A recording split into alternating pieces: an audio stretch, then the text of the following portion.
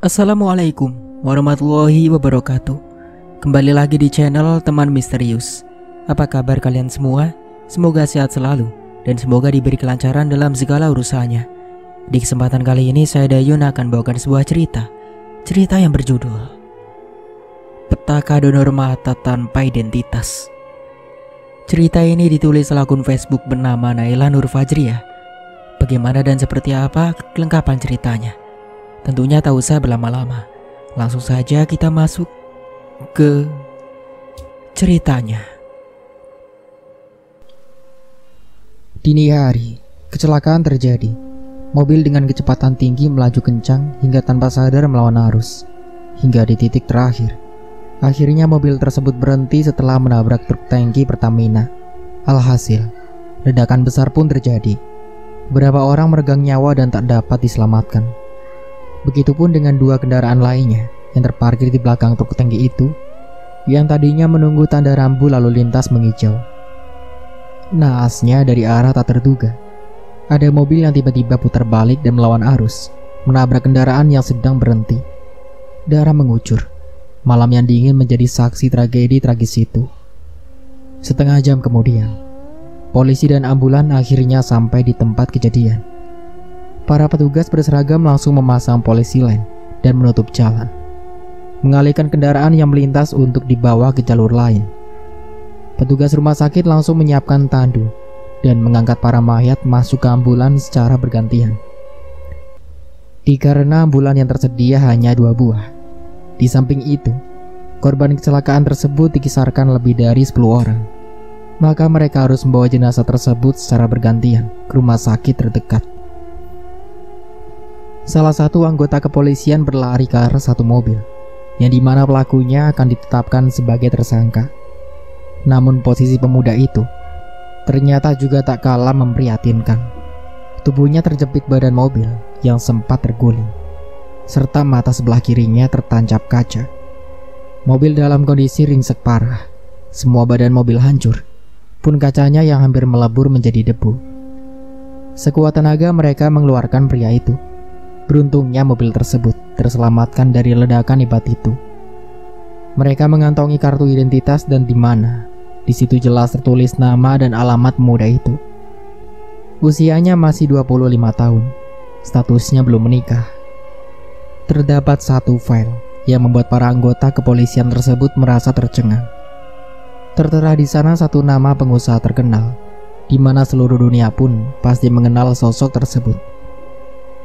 Rupanya pemuda itu adalah anak dari pengusaha tambang batu bara ternama di negeri ini. Tak ada unsur lain di balik kecelakaan tragis itu selain mengantuk, karena mereka tak menemukan alkohol, narkoba, ataupun jenis miras lainnya di dalam mobil itu. Saat dicek, ternyata nadi di tangannya masih berdenyut, namun keadaannya lemah. Secepat mungkin mobil kepolisian pun segera dikosongkan untuk melarikan pria yang masih hidup itu ke rumah sakit.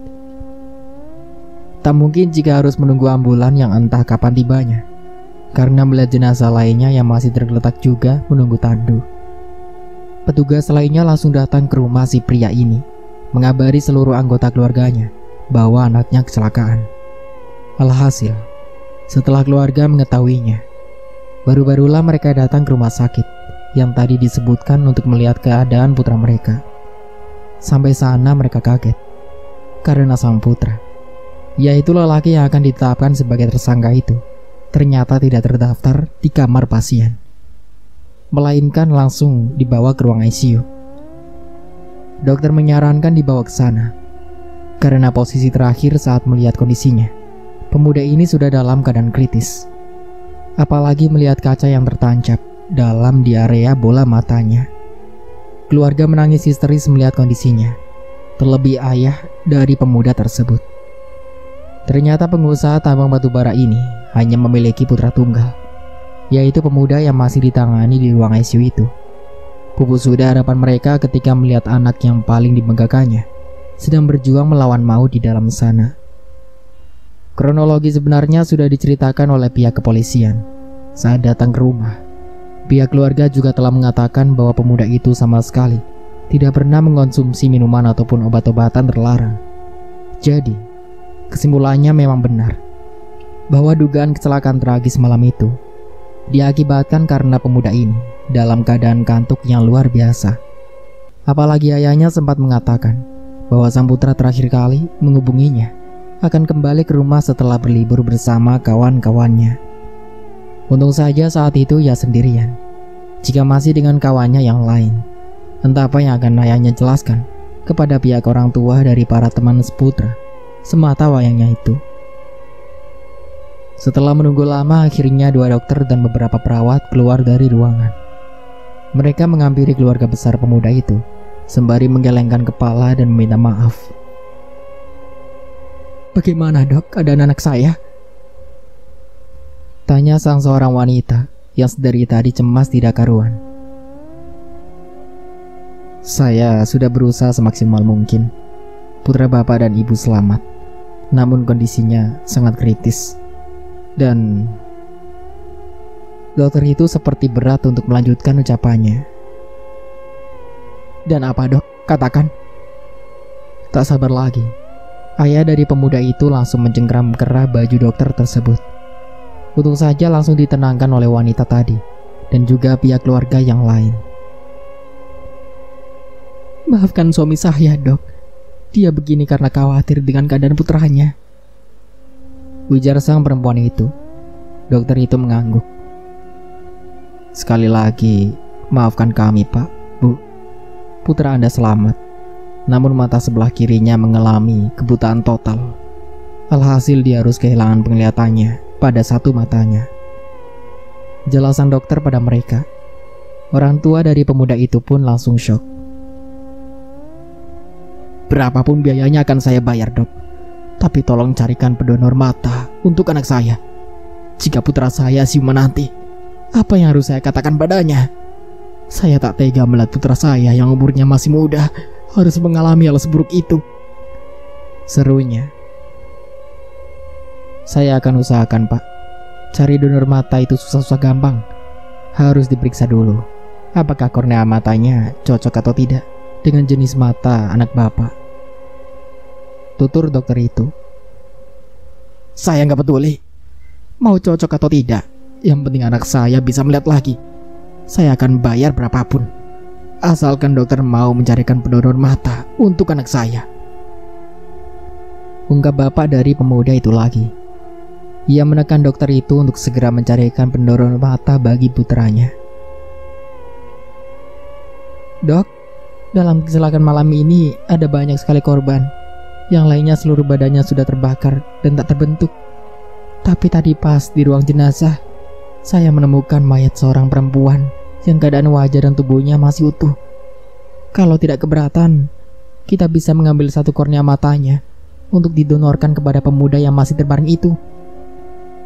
Suster yang tadinya diam, kini mulai berbisik kepada dokter itu dan menyarankan hal tersebut.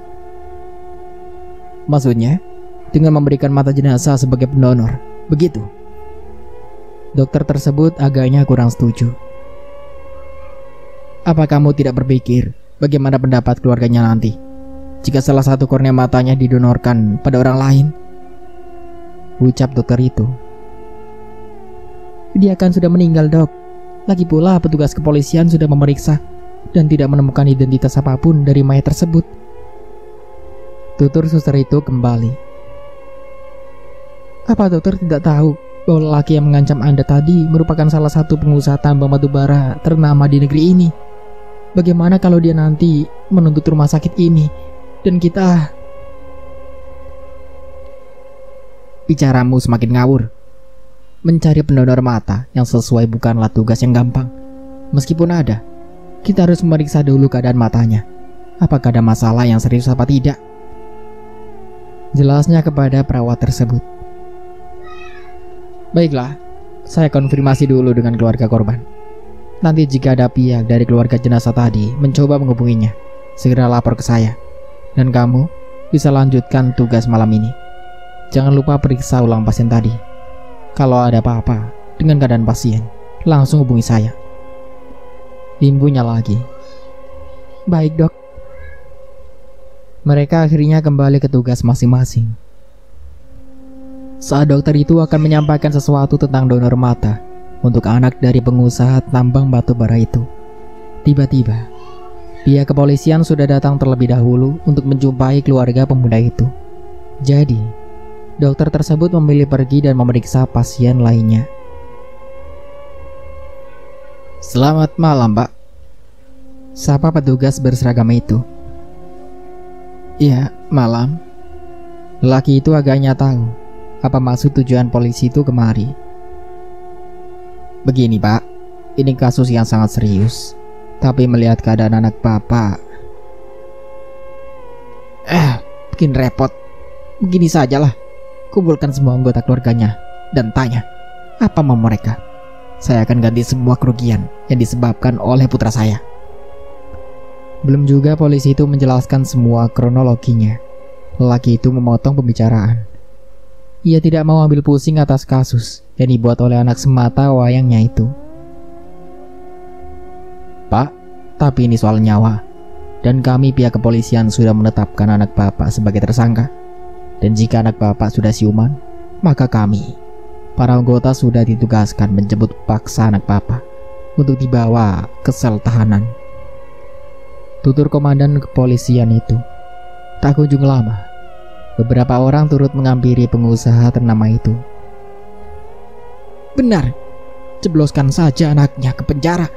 Dia telah menyebabkan semua anggota keluarga saya tewas." "Setuju. Adik dan mama saya juga menjadi korbannya." Hiruk pikuk. Suara sorak-sorai di rumah sakit mengundang kericuhan. Orang-orang yang ada di rumah sakit langsung mengabadikan momen tersebut dan merekamnya. Berdalih menghindari semuanya, lelaki yang diduga ayah dari pemuda yang terbaring itu langsung menelepon pengacaranya. Ia tak bisa menuntaskan sendiri dan melawan satu persatu orang-orang yang diduga merupakan keluarga korban. Setelah menunggu, akhirnya 4 orang pria berjas datang ke rumah sakit tersebut dan langsung menghampiri lelaki itu. Mereka berjalan menjauh dari kerumunan, memperbincangkan segala tragedi yang menyangkut putranya. Setelah berbincang agak lama, pengacara itu terlihat berbicara kepada satu persatu keluarga korban. Mereka terlihat berbisik, entah mendiskusikan apa. Lalu, 2 orang yang datang bersama pengacara tersebut disuruh mengambil benda yang telah dibawanya menurut arahan lelaki pengusaha tadi. 2 tas koper besar berwarna hitam itu dikeluarkan, ditenteng oleh mereka menuju ke dalam. Saat tas tersebut dibuka, pihak keluarga korban langsung kaget. Ternyata tas itu berisi uang yang kisaran jumlahnya mungkin bisa puluhan juta. "Begini, Pak, Bu, anak saya sedang terbaring di sana, dan saya akan pastikan bagaimanapun masalahnya, saya akan jamin anak saya tidak akan dipenjarakan. Ini ada uang per koper berisi 100 juta. Saya sudah ambil keputusan. Masing-masing korban akan mendapatkan uang tersebut. Dan sebagai gantinya, Anda harus mencabut laporan itu. Bebaskan anak saya dari tuduhan," ujar pengusaha itu pada keluarga korban. Agaknya ia mencoba untuk bernegosiasi. "Maksud Anda ingin menukar nyawa anak kami dengan uang tersebut?" seru salah seorang dari mereka. "Ya, bisa dibilang seperti itu," jawabnya enteng. Kini ia mengambil posisi duduk dengan satu kakinya ditekuk ke atas. Setelah itu, mereka mencoba berunding, berbisik menjauh dari lelaki pengusaha itu. Setelah beberapa menit, "Uang ini kami terima, tapi keputusan tetap ada di tangan hakim," ujar ibu-ibu yang diduga orang tua dari salah satu korban kecelakaan itu. Hingga pada akhirnya, 2 koper berisi ratusan juta itu diambil oleh kedua belah pihak keluarga korban. Pengusaha tersebut nampak menyunggingkan bibir. "Dasar manusia, kalau sudah melihat uang," ungkapnya. "Pak Edward, tolong atur semuanya. Kasih uang yang jumlahnya sama kepada keluarga korban. Dan pastikan juga semuanya mencabut laporan dugaan tersebut terhadap anak saya," perintahnya kepada sang pengacara. Pengacara itu pun mengangguk. Tak berselang lama, dokter tadi kembali lagi untuk memberitahukan bahwa donor mata untuk anaknya sudah ada. Bagaimana, Dok? Pengusaha itu langsung menghampirinya. Ada, Pak. Tapi dokter itu ragu untuk menceritakan semuanya. Tapi apa? Masalah uang lagi? Tenang aja kalau itu. Berapapun yang dokter mau akan saya kasih, ucapnya congkak. Bukan di situ, Pak, masalahnya, sahut dokter itu. Lalu di mana? Operasi kan tinggal operasi saja. Donor matanya kan katanya sudah ada. Apalagi yang dipikirkan? Sentak pengusaha itu. Begini, Pak, donor matanya memang sudah ada. Semuanya sudah saya tes. Tak ada masalah apapun pada kornea matanya, seru dokter tersebut. Terus? Bagus dong kalau gitu. Kan operasinya bisa secepatnya dilaksanakan, sahut lelaki super kaya itu. Yang jadi masalahnya, anak bapak akan mendapatkan donor mata dari pasien yang sudah mati. Saya kesini mau menyampaikan hal itu, sekaligus meminta tanda tangan sebagai persetujuan. Jelas dokter itu yang kini berterus terang padanya. Sejenak pengusaha itu berpikir. Tidak apa-apa lah, Mas. Yang penting kan Arya bisa melihat lagi. Nanti apa kata rekan kerja kamu kalau mereka sampai tahu anak kamu itu buta? Belum lagi kasus kecelakaan yang menewaskan banyak korban akibat ulahnya. Bisa hancur nanti reputasi nama besar Wardana kan? Ada satu wanita. Ia masih muda, mendekat ke arah mereka. Ia menyuruh pengusaha itu untuk menerima saja donor mata yang sudah ada itu, meskipun itu dari orang yang sudah meninggal. Begitu ya? Baiklah, Dok, saya setuju. Atur saja baiknya bagaimana. Dan tidak usah khawatir tentang biayanya. Untung ada kamu, sayang, ujarnya sembari menowel dagu wanita tadi. Akhirnya keputusan ia serahkan kepada dokter itu. Yang terpenting, putranya itu bisa melihat lagi. Setelah menerima tanda tangan, dokter tersebut langsung menginfokan kepada tenaga medis lainnya yang akan membantunya untuk menyiapkan segala persiapan operasinya. Untung ada kamu, sayang. Gak salah ternyata Mas pilih kamu sebagai pengganti ibunya Arya yang sudah tiada. Makasih ya. Lelaki itu kembali memuji wanita tersebut, yang tak lain merupakan istri keduanya, ibu tiri dari pemuda yang tergeletak tak berdaya di ruang ICU itu. Setelah itu, dokter langsung memindahkan pemuda itu ke ruang operasi. Raut wajah pengusaha itu sangatlah bahagia. Segalanya akan kulakukan asal putraku bisa melihat kembali. Tak peduli, meskipun itu harus mencongkel mata dari orang yang sudah mati, ucapnya. Istri kedua dari pengusaha tersebut tampak menyandarkan kepalanya pada pundak sang suami. Semoga Arya bisa segera pulih ya, Mas, tuturnya sembari menyeka air mata palsunya. Semenjak kepergian sang ibunda, entah mengapa pemuda bernama Arya itu sangat membenci ibu tirinya ini. Ia menganggap sebab akibat dari kematian ibunya merupakan ulah dari sang wanita itu yang ingin menguasai seluruh harta dan kekayaan keluarga Wardana. Sempat dahulu Arya pergi ke orang pintar karena dirinya merasa ibunya meninggal dengan cara tak wajar. Dan ternyata benar dugaannya. Mbak dukun itu menyatakan bahwa sang ibu mati karena disantet. Terakhir kali, sebelum meninggal, ibunya sempat memuntahkan cairan darah berwarna hitam pekat. Dan dalam cairan tersebut terdapat beberapa belatung berukuran besar. Namun saat Arya akan memberitahukan hal tersebut kepada sang ayah, ibunya mencegahnya. Ia tak mau jikalau sampai ayahnya berseteru dengan putranya sendiri gara-gara hal yang tak masuk di akal. Padahal semua itu benar nyatanya, dan Aryalah yang menjadi saksi atas kematian tak wajar yang menimpa ibunya. Beberapa kali Arya mencoba menjelaskan kepada pengusaha tersebut. Namun, bujuk rayu Andini, si ibu tiri sungguh dahsyat. Penjelasan Arya tadi gubris. Ia malah menganggap anaknya itu depresi setelah ditinggal ibunya. Mungkin inilah salah satu penyebab kecelakaan tersebut terjadi. Terakhir sebelum kecelakaan, ternyata pada hari itu, ia sempat terlibat konflik kecil dengan ibu tirinya yang menyebabkan Arya lari dari rumah dengan pikiran kacau. Namun tak bisa dipungkiri, yang namanya anak, pasti semua orang tua akan merasa khawatir jika terjadi hal yang buruk padanya. Begitupun dengan apa yang dirasakan oleh pengusaha itu. Semua yang ada di sini, tolong rahasiakan apa yang sudah terjadi. Jangan sampai Arya tahu bahwa donor mata itu berasal dari orang yang sudah mati.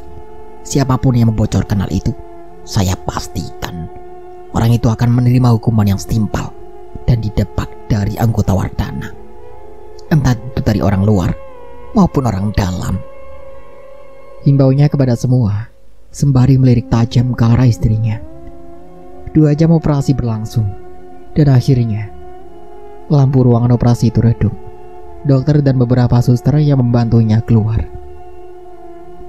Dengan raut wajah tenang, dokter itu mengatakan bahwa operasinya berhasil. Namun untuk membuka perban pada area matanya perlu menunggu beberapa minggu lagi. Begitulah penuturannya. Kemudian beberapa suster nampak memindahkan mayat wanita cantik itu ke ruang jenazah, menunggu sampai ada pihak dari keluarganya mengambil jenazahnya. Singkatnya, akhirnya hari yang ditunggu pun tiba. Inilah waktunya untuk menyaksikan putra tunggalnya itu bisa melihat lagi. Pengusaha tersebut tak sabar ingin melihat hasilnya.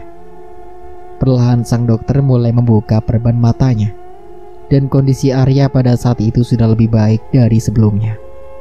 Jauh dari prediksi koma, seperti yang dituturkannya beberapa minggu yang lalu.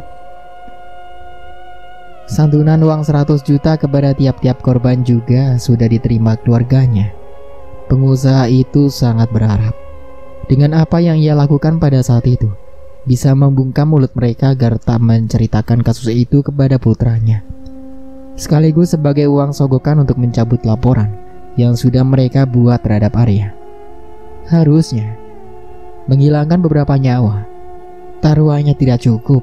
Walaupun itu dimasukkan penjara bertahun-tahun, hukuman setimpalnya ialah dipenjara seumur hidup, jika tidak harus dihukum mati. Namun lain halnya jika orang tersebut merupakan anak dari pengusaha sangat kaya raya.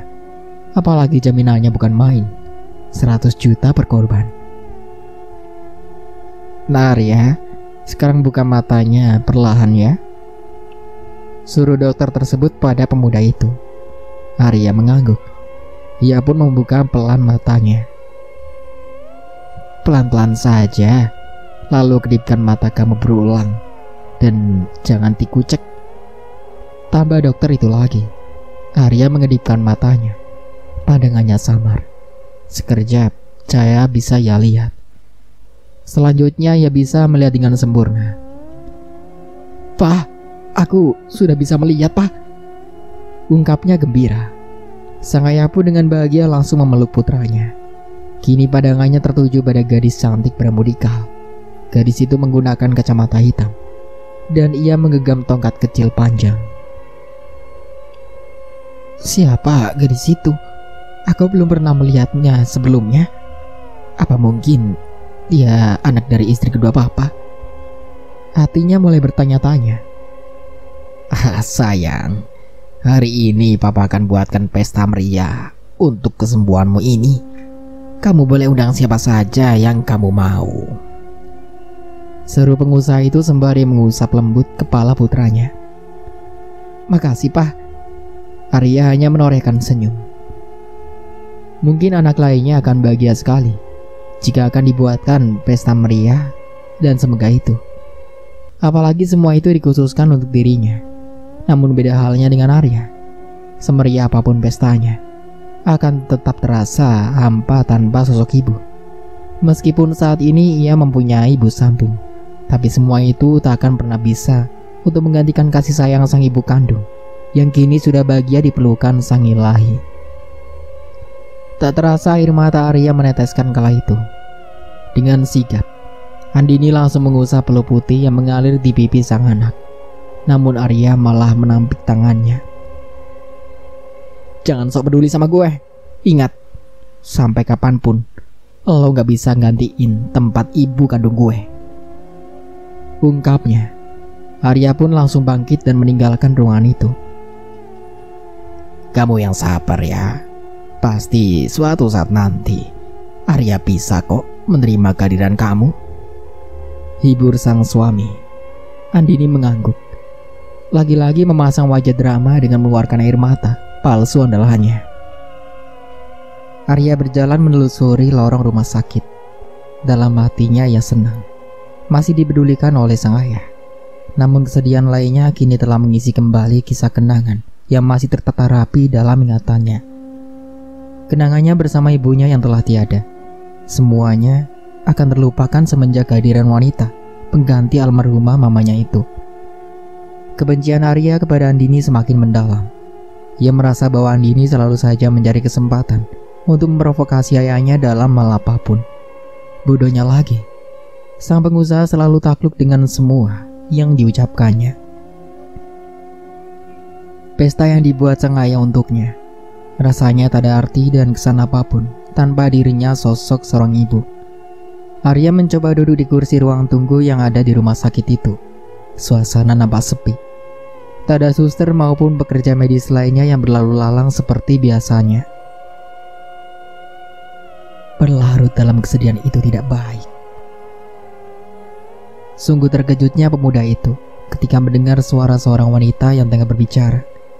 Dilihat di sampingnya, ada seorang wanita cantik mengenakan kacamata hitam kini sedang duduk santai tepat berdampingan dengannya. Kamu, bukankah kamu gadis yang ke ruanganku bersama wanita itu? Ucapnya. Wanita yang ada di sampingnya ternyata sama dengan perempuan yang dilihatnya tadi di ruangannya.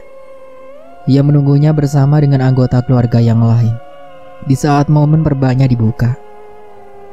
Namun Arya masih tak tahu siapakah wanita itu sebenarnya. Ia mengira bahwa wanita tersebut adalah keluarga dari ibu sambungnya. Wanita itu hanya tersenyum tanpa menjawab pertanyaan Arya. Muncul tanpa diundang, seperti hantu saja, gerutunya. Siapa? Aku? Aku kan dari tadi duduk di sini. Kamu saja yang gak merhatiin, balas perempuan itu padanya.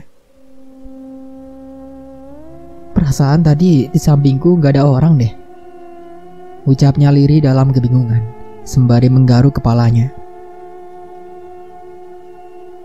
Berat sekali ya. Masalahnya sampai termenung lama begitu tadi? Tanya wanita itu. Bukan urusanmu, jawab Arya ketus. Lagi dan lagi, wanita tadi hanya tersenyum. Tak berselang lama wanita tadi bangkit dan berjalan ke arah lorong rumah sakit. Tepat di depan sana, ada sebuah hospital bed yang diletakkan di jalan begitu saja. Ia melihat dengan jelas bahwa wanita itu berjalan dengan alat bantu tongkat panjang. Arya pun langsung merasa bahwa ada kelainan dalam penglihatan wanita itu. Dengan cepat, Arya pun langsung berlari untuk memindahkan hospital bed tersebut supaya wanita itu tidak tertabrak. Suara decitan roda panjang rumah sakit itu membuat wanita itu kaget. Kamu gak lihat kalau di depan kamu tadi ada hospital bed? Ucap Arya dengan nada tegas. Namun ada terselip sedikit kepedulian di hatinya. Wanita itu tersenyum lagi. Orang Buddha mana bisa lihat? Setelah berucap demikian, wanita tersebut melanjutkan jalannya menuju ke arah lorong. Dasar wanita aneh, oceh Arya. Ia pun langsung membalikkan badan dan berniat menuju ruangan semula. Baru beberapa langkah, dari kejauhan Arya dikejutkan oleh seorang bapak-bapak yang berjalan dengan terseok-seok. Mendadak rumah sakit yang tadinya sepi menjadi ramai. Namun Arya merasa orang-orang yang berlalu lalang di sana wajahnya nampak pucat semua. Pandangannya juga kosong, menatap ke arah depan. Tak hanya itu, kini netra Arya melihat satu hospital bed yang ditutup oleh kain berwarna putih nampak berjalan sendiri tanpa ada yang mendorongnya.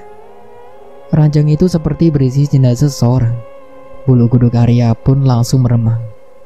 Hospital bed berisikan mayat seorang itu kini berjalan sendiri ke arahnya. Arya langsung mundur beberapa langkah. hingga tanpa sadar ia menabrak seseorang. Saat menoleh, Arya kaget. Ternyata yang ditabraknya adalah bapak-bapak yang berjalan di depannya tadi dengan langkah terseok-seok. Loh, bukannya bapak ini tadi ada di sana? Ucapnya heran dalam hati. Bapak itu kini terkejut akibat ditabrak oleh Arya tadi. Maaf pak, saya nggak sengaja. Serunya sembari mengulurkan tangan kepada bapak tersebut, berniat ingin membantunya berdiri. Nah, bisa tolong bapak tidak? Ujar bapak itu dengan wajah menunduk. Baru juga akan menjawab. Kini Arya melihat genangan darah yang mengalir begitu deras di lantai. Darah itu menetes dari kening bapak-bapak itu. Pak, bapak kenapa? Arya langsung mendongakkan wajah ke lelaki tua yang ada di hadapannya saat itu. Ia pun seketika langsung jatuh terjungkal. Bapak-bapak itu wajahnya hancur tak berbentuk.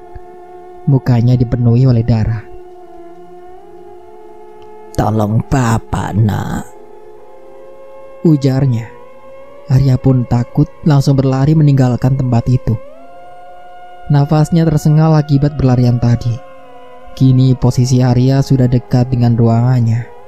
Ia bisa melihat kala itu sang ayah tengah berbicara dengan dokter yang menanganinya tadi. Dengan tertatih, sambil memegangi perutnya, Arya pun menghampiri mereka. Dari mana kamu ini?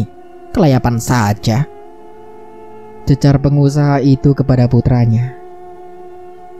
Kamu itu belum sembuh total, jadi jangan kabur-kaburan, imbu sang ayah lagi padanya. Gak kemana-mana, cuman cari angin saja. Bosan di dalam terus, sautnya. Kemudian masuk ke dalam ruangan. Pak, jangan lupa ingatkan Nak Arya untuk minum obatnya secara teratur. Saya permisi dulu, mau menangani pasien yang lain. Tutur dokter tersebut sebelum berlalu pergi. Arya kembali merebahkan tubuhnya di ranjang rumah sakit itu. Apa yang terjadi pada aku sebenarnya? Mengapa sekarang aku bisa melihat mereka? Makhluk yang tak kasat mata. Dan mataku yang sebelah rasanya berat sekali. Arya mengucek matanya. Jangan dikucek, kamu itu baru saja buka perban. Sang ayah langsung menghentikan tindakan putranya. Pak, apa yang terjadi sebenarnya sebelum aku sadar? Dan kenapa mataku tadi diperban? Tanyanya kepada pengusaha itu. Kamu gak ingat? Ayahnya kembali mengajukan pertanyaan. Arya menggeleng. Kamu kecelakaan, mobilmu hancur, dan mata kamu yang sebelah tertancap kaca. Makanya dokter perlu mengoperasinya, jelas sang ayah. Tertancap kaca? Tapi bagaimana cara dokter mengoperasinya? Bukankah seharusnya mata Arya ini buta? Arya terus melontarkan pertanyaan hingga membuat papanya bingung harus menjawab apa. Kamu ini banyak sekali pertanyaan yang diajukan. Harusnya kamu ini bersyukur karena mata kamu bisa buat melihat lagi. Papanya berusaha untuk menutupi yang sebenarnya terjadi. Ia tak mau apa yang telah dilakukannya untuk putranya itu sia-sia. Tapi mata sebelah Arya rasanya berat. Seperti gak kayak biasanya, Pak. Arya masih kekeh dengan apa yang dirasakannya pada penglihatannya saat ini. Ya itu karena mungkin kamu perlu istirahat. Makanya jangan kelayapan kemana-mana. Sudah, sekarang kamu istirahat dulu.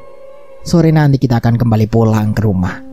Dan malamnya Papa akan adakan pesta meriah untuk merayakan kesembuhan kamu, ujar pengusaha itu. Sebelum pergi dari ruangan, lelaki tersebut memastikan bahwa putranya itu harus merasa nyaman di rumah sakit ini. Tak lupa ia membalutkan selimut di bagian tubuh Arya, kemudian mencium dahi sang putra. Setelah itu, meninggalkannya sendirian dalam ruangan tersebut agar putranya itu bisa beristirahat. Arya pun tanpa sadar akhirnya tertidur. Namun baru beberapa menit matanya terpejam. Ia terlihat begitu gelisah. Mimpi buruk pun dimulai saat itu. Ada seorang lelaki yang berlari ketakutan meminta bantuan. Ia dikejar oleh arwah penasaran. Hingga akhirnya ia bertemu dengan seorang nenek tua yang tidur sendirian di depan ruko. Lelaki itu pun beristirahat sejenak di sana. Tepat dirinya saat ini duduk di samping nenek yang sedang tertidur itu. Beberapa saat, ia merasa bahwa ada yang aneh dengan bagian tubuh si nenek. Ia pun menunduk untuk memastikan apakah yang dilihatnya malam itu adalah nyata atau hanya halusinasi semata. Astaga, kaki nenek ini berdarah. Nenek ini kenapa? Dan mengapa tidak ada yang menolongnya? Untuk memastikan lagi, ia mengecek nafas dan urat nadi si nenek. Lelaki itu berharap bahwa ada yang dipikirannya saat ini salah. Tidak mungkin. Lelaki itu bangkit dan mundur beberapa langkah. Saat dicek, nenek tadi ternyata sudah meninggal. Keadaannya sungguh tragis. Satu kakinya yang sebelah seperti bekas terpotong atau diamputasi. Namun anehnya, tak ada secari kain ataupun berban yang membalut lukanya, hingga menyebabkan genangan darah segar mengalir begitu saja. Ia memutuskan untuk pindah dari tempat itu, hendak menolong. Namun dirinya berpikir lagi. Ia takut jika dianggap sebagai pembunuh. Sedangkan suasana malam itu sangatlah sepi. Tak ada seorang pun yang berlalu lalang melewati jalanan selebar itu. Bahkan mobil ataupun kendaraan roda 2 lainnya tak nampak melintasi jalan itu. Saat akan pergi, tiba-tiba ia kaget karena merasa tangannya ditarik oleh seorang. Tolong nenek, Cuk. Orang yang tadi sudah tidak bernapas lagi, kini terlihat berbicara padanya. Lelaki itu pun langsung kaget bukan kepalang. Ia sampai jatuh tersungkur, tak percaya dengan apa yang dilihatnya saat ini. Tak ada pilihan lain baginya selain berlari lagi meninggalkan tempat itu. Tolong! Tolong! Ia berteriak sekencang mungkin, sampai dirinya tak sadar bahwa saat ini ia berada di perlintasan rel kereta api. Tanpa disangkanya, ada sebuah kereta yang melaju dengan kecepatan tinggi, hendak melewati perlintasan tersebut. Pemuda itu berteriak sekencang mungkin. Ia pasrah dengan apa yang terjadi selanjutnya kepada dirinya. Tidak, aku belum mati. Arya, bangun nak. Sang ayah yang melihat anaknya berteriak, spontan langsung membangunkannya. Pak, Arya bingung. Mengapa kali ini dia kembali berada di rumah sakit? Kamu mimpi buruk ya? Ujar papanya. Arya tak menjawab. Keringat dingin masih terus bercucuran dari dahi hingga jatuh membasahi pakaiannya. Arya merasa bahwa semua yang dialaminya barusan bukanlah mimpi, melainkan seperti kenyataan. Ia benar-benar merasa ada di perlintasan rel kereta api. Dirinya merasa setelah matanya berhasil dioperasi, ia selalu dikejar-kejar oleh sosok-sosok arwah gentayangan. Beberapa menit kemudian, dokter yang bertugas untuk memeriksa Arya datang lagi. Dokter tersebut menyatakan bahwa hari ini Arya sudah boleh pulang. Atas rasa syukur karena putranya itu masih selamat dalam kecelakaan hebat malam itu, pengusaha tersebut merencanakan untuk membuat pesta besar-besaran untuk menyambut putranya nanti malam. Semua keluarga terhormat dan ternama akan hadir dalam pesta meriah itu. Tanpa disangkanya, ternyata ia dan juga istri barunya telah mengatur rencana pertunangan Arya dengan teman bisnisnya, seorang wanita cantik dari anak temannya yang berbisnis di bidang kuliner. Itu semua tanpa sepengetahuan anaknya, Arya. Pesta malam ini ternyata juga bertujuan untuk menetapkan pertunangan Arya. Sengaja ia tidak memberitahukan kepada putranya, karena ingin memberi kejutan padanya. Ia tak memikirkan entah putranya itu setuju atau tidak. Jika melihat paras cantik dari anak teman bisnisnya itu, pasti Arya akan lupa segalanya dan langsung menyetujui pertunangan itu. Begitulah yang dipikirkan pengusaha itu. Tak mungkin juga yang menjodohkan anaknya dengan wanita yang tak selevel dengannya. Pangeran pewaris keluarga Wardana pun akhirnya turun. Arya sangat terlihat tampan, dibalut dengan jas dan kemeja berwarna putih cerah. Rania, anak Aditama, sampai-sampai tidak berkedip memandangnya. Nah, ini dia jagoanku. Arya, kamu masih ingat kan? Ini Om Adi dan istrinya. Arya pun langsung menjabat tangan mereka. Dan wanita yang sangat cantik ini adalah anak dari Om Adi. Pengusaha tersebut mencoba untuk mengenalkannya Arya dengan Rania. Ekspresi Arya nampak biasa saja ketika bertemu Rania. Tiba-tiba, Arya memerhatikan seorang gadis yang saat itu sedang berdiri sendirian di dekat meja makanan. Ia pun langsung meninggalkan percakapan keluarganya dengan Aditama dan menghampiri gadis yang dilihatnya tadi. Melihat Arya pergi, wajah Rania pun menjadi murung. Hai, bukankah kamu gadis yang ada rumah sakit tadi? Kok kamu ada di sini? Gak gabung dengan yang lainnya? Sapa Arya padanya. Oh ya, kita belum sempat kenalan. Aku sempat ngira kamu adalah saudaranya mama tiri aku. Aku Inara. Gadis itu mengelurkan tangannya. Namun erat tangannya berlawanan dengan tangan Arya. Arya yang tahu kalau gadis tersebut buta alias tidak bisa melihat, langsung membenarkannya. Kamu diundang ke sini juga? Tanya Arya. Inara tersenyum. Enggak, aku ini anak dari pelayannya papa kamu. Tugasku di sini ya cuma bantu-bantu sebisaku. Jelasnya kepada Arya. Oh begitu. Tiba-tiba ada beberapa tamu undangan yang memperhatikan Arya dengan tatapan aneh. Kemudian mereka langsung berlalu. Nah, tapi ya natap aja kali. Gak usah pakai bisi-bisi gitu.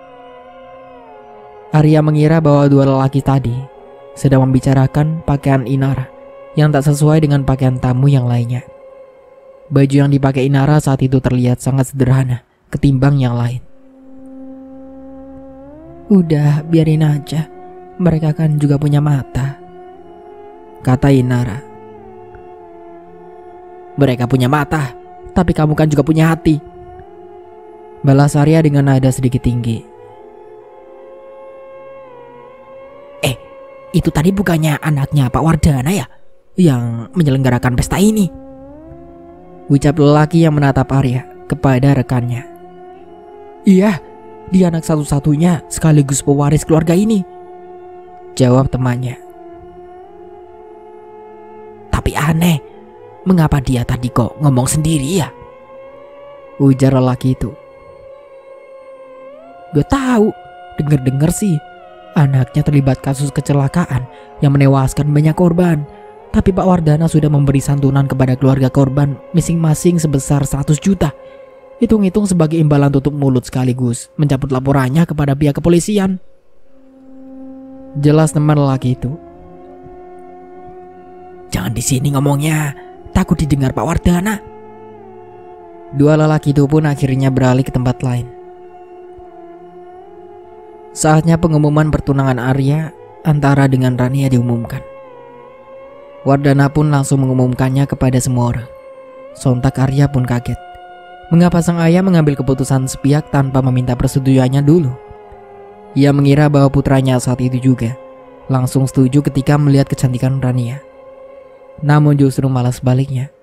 Arya sangat kecewa dengan keputusan yang diambil oleh papanya. Ia langsung menghampiri papanya dan mengajaknya ke suatu tempat jauh dari para tamu-tamunya. Disitulah perdebatan pun terjadi. Papa apaan sih? Kenapa nggak ngomong dulu sama Arya? Putranya itu terlihat kesal. Surprise, kamu senang kan dengan pertunangan ini? Lagi pula Rania cantik loh, anak teman papa pula. Balasnya tanpa memikirkan perasaan putranya. Gak gitu, Pak. Harusnya Papa ngomong dulu sama Arya. Arya memalingkan mukanya. Kenapa? Kok jawaban kamu gitu? Kamu gak suka dengan perjodohan ini? Atau yang jangan-jangan kamu sudah punya calon sendiri? Ia mulai mendekati putra semata wayangnya. Menanyakan mengapa nada bicaranya terlihat tidak senang setelah mendengar kabar pertunangannya dengan Rania. Kalau memang kamu sudah punya calon, Papa minta kenalkan pada Papa. Papa mau lihat dia anak siapa dan bisnis keluarga apa saja, ucap sang Papa.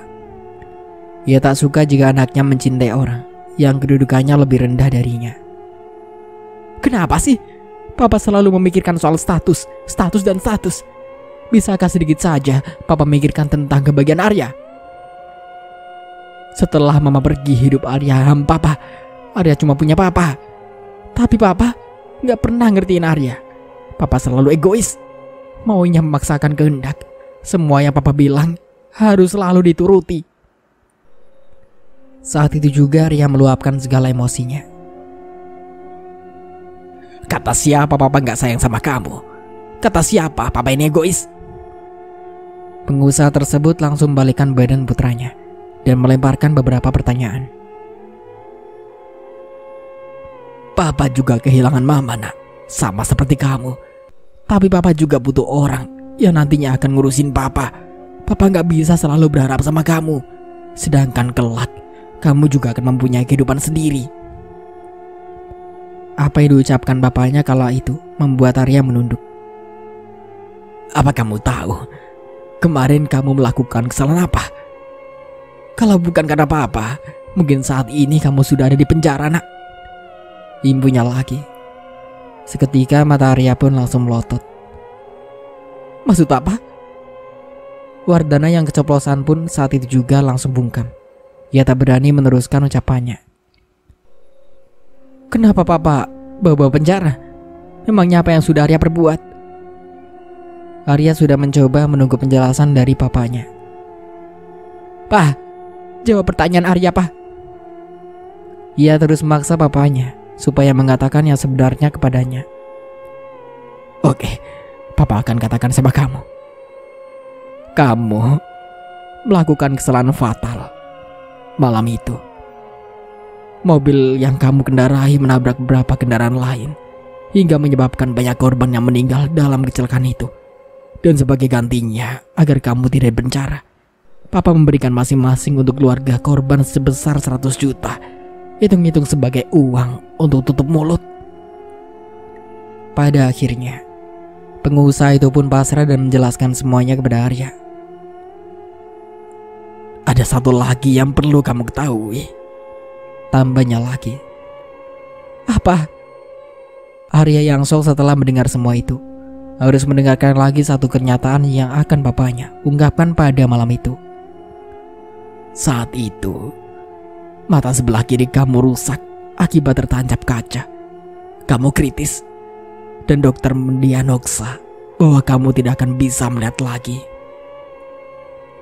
Satu kenyataan itu langsung membuat Arya jatuh terduduk. Badannya serasa lemas setelah mendengar semua itu. Bukankah hari itu kamu bertanya apa pada Papa?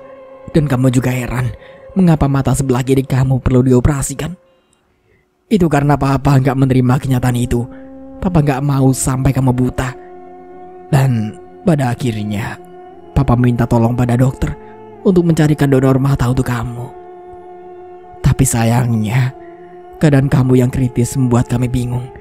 Dan yang pada saat itu hanyalah donor mata, namun bukan dari manusia yang masih hidup, melainkan dari jenazah korban kecelakaan malam itu. Dia divonis meninggal dan identitas jenazah tersebut juga belum diketahui.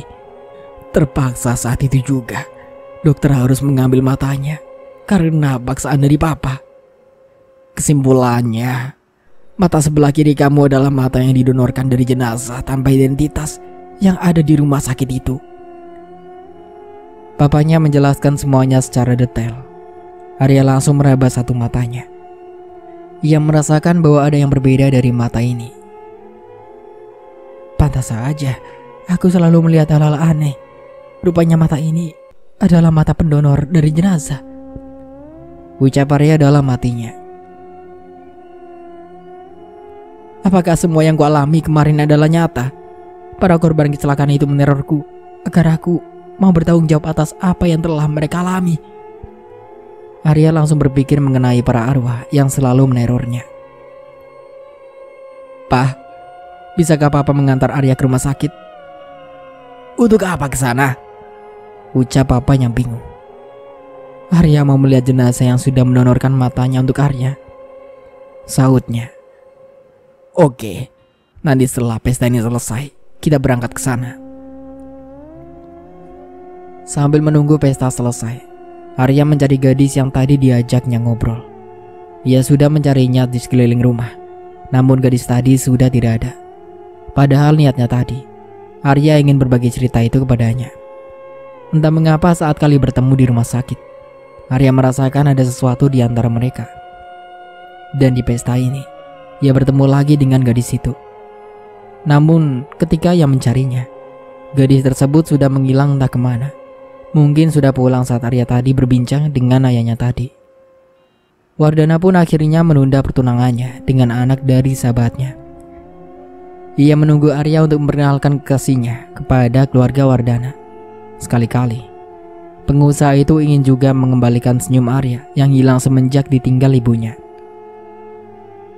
Keputusan tersebut akhirnya bisa diterima oleh pihak Aditama. Namun Rania nampak murung setelah mendengar keputusan tersebut. Ya, mungkin atau lain kali aku akan menunggu dia mengatakan iya, ucap gadis cantik itu. Pesta pun berakhir. Seperti yang dijanjikan, Wardana akan mengantarkan Arya ke rumah sakit malam ini. Setelah tamu-tamunya pulang, mereka langsung pergi ke arah mobil menuju rumah sakit. Dalam perjalanan, senyum Arya terpancar. Ia langsung memeluk sang papa dengan erat. Makasih ya Pak, udah menuhin permintaan Arya, ucapnya. Papanya yang kala itu tengah mengemudi hanya bisa tersenyum melihat tingkah putranya. Sudah lama sekali semenjak ibunya tiada, ayah dan anak ini jarang sekali melakukan quality time berdua. Makasih buat apa? Karena mau mengantarkan kamu? Atau karena pertunangan tadi? Canda papanya. Semuanya Pak, seru Arya sembari tersenyum. Lagian apa sih kurangnya Rania? Dia cantik, baik, anak orang kaya, jago masak lagi. Wardana ingin tahu mengapa sebabnya putranya itu ingin menunda pertunangannya. Ya, nggak tahu juga Pak. Semua wanita cantik kok. Kita berdua kan baru bertemu, pastinya butuh yang namanya kenal lebih jauh. Arya menyampaikan alasannya kepada papanya. Oh, begitu. Tak terasa sekian lamanya mereka bercakap. Akhirnya mereka sampai juga ke rumah sakit. Ini papa nggak tahu ya nak, Dokter Andri sudah pulang atau belum? Wardana memberitahu putranya. Ya kalau sudah pulang pun nggak masalah Pak. Niat kita kan hanya untuk melihat mayat yang sudah mendonorkan matanya buat Arya. Pastinya mayat itu kan ditempatkan di ruang jenazah, ujar sang putra. Ah iya ya. Sus, minta izin untuk mengecek kamar jenazah boleh tidak? Wardana meminta izin kepada suster yang bertugas malam itu. Bapak siapanya? Apa ada pihak dari keluarga bapak yang meninggal di sini? Tanya suster tersebut. Tidak sus, saya hanya ingin melihat mayat wanita yang matanya sudah didonorkan buat anak saya, sahutnya. Oh begitu, baik Pak, mari saya antar. Dengan berbaik hati, suster itu mengantarkan mereka berdua ke kamar jenazah. Pak, mayatnya perempuan? Tanya Arya. Wardana mengangguk. Perasaan Arya pun mulai tidak enak ketika akan sampai ke ruangan yang dituju. Pintu dibuka. Silakan masuk Pak. Kode jenazah 002. Ada kartu menggantung di jemari kakinya, kata suster itu. Setelah itu berlalu meninggalkan mereka di sana. Terima kasih, Sus, ucap pengusaha tersebut. Kamu masuk sendiri ya. Papa tunggu di sini aja. Berani kan? Serunya kepada putranya. Iya, Pak. Keputusan terakhir. Arya pun masuk sendiri ke ruang jenazah. Perlahan, ia mencari kode yang diberikan suster tersebut padanya. Setelah 20 menit, barulah netra Arya menemukan kode mayat seperti yang diberitahukan suster tadi. 002 kan ya? Ucapnya perlahan. Dengan mata terpejam, Arya mencoba membuka perlahan penutup jenazah. Pelan-pelan Arya mulai mengintip untuk melihat jelas wajah sang jenazah yang sudah mendonorkan matanya. Dan jantung Arya serasa berhenti. Ia sungguh tak percaya dengan apa yang dilihatnya saat ini. Rupa wanita itu sama persis dengan gadis yang ditemuinya di pesta tadi. Ada sebuah jahitan di sebelah mata kirinya, pertanda bahwa memang benar mayat wanita itu mendonorkan korneanya untuknya. Pantas saja para tamu tadi aneh ketika melihatnya. Rupanya saat itu ia tengah berbincang sendirian. Mereka tak melihat gadis itu di sampingnya, karena gadis tersebut ternyata adalah arwah dari mayat ini. Arya menutup kain putih itu kembali. Terima kasih untuk mata ini. Air matanya tiba-tiba menetes. Itu sebabnya dari awal bertemu, ia seperti merasakan ada sesuatu antara gadis tersebut dengannya. Dan rupanya, yang bisa membuatnya melihat lagi adalah donor mata dari gadis tersebut. Arya memutuskan untuk pergi dari sana karena tak kuat. Sampai-sampai ia meninggalkan papanya yang saat itu menunggunya di luar. Pemuda itu diketahui pergi ke kamar mandi. Alasannya agar tak ada seorang pun yang mengetahui bahwa saat ini dirinya tengah menangis. Ia meluapkan segala tangisnya di depan cermin. Tak menyangka bahwa gadis yang ditemuinya sudah meninggal. Sekarang kamu sudah tahu siapa aku. Namun tiba-tiba ada seorang wanita yang mengagetkannya. Arya menoleh. Di sampingnya kini sudah berdiri seorang gadis yang terbaring di kamar jenazah tadi. Gadis yang tadi mencoba untuk ia cari. Kamu kan sudah meninggal. Arya sangat terkejut. Tak ada rasa takut di dirinya kala itu. Padahal gadis tersebut bukanlah manusia. Menurutnya, dia adalah hantu paling cantik yang pernah ia temui. Aku cuma ingin berpesan, jaga mataku baik-baik dan jangan ulangi hal yang sama yang bisa membuat orang lain kehilangan nyawanya. Kamu gak tahu kan, dari korban itu ada seorang ibu yang sedang hamil.